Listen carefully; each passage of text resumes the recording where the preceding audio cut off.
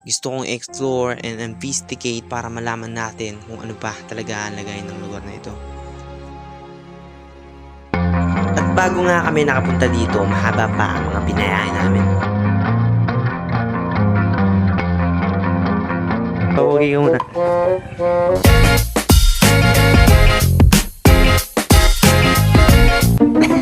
Nag-aasaran pa nga kami sa mga punto na ito. Video tayo. Papututukwari yung camera. Malataas na yung mga puno. Tingnan yung mga puno, guys. At pumasok na kami sa abandonado.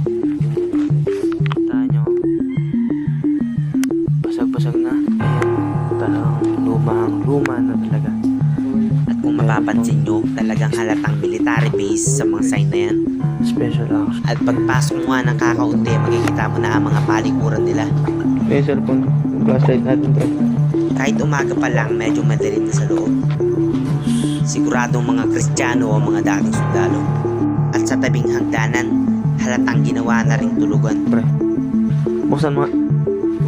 At sa una, Buksan may mo. higpit pa ang pagkakandado. Pero mamaya, tignan nyo. At mas nilipot pa namin na lugar. Talagang inaanay na ang mga kahoy na hindi na talaga mapakinabangan.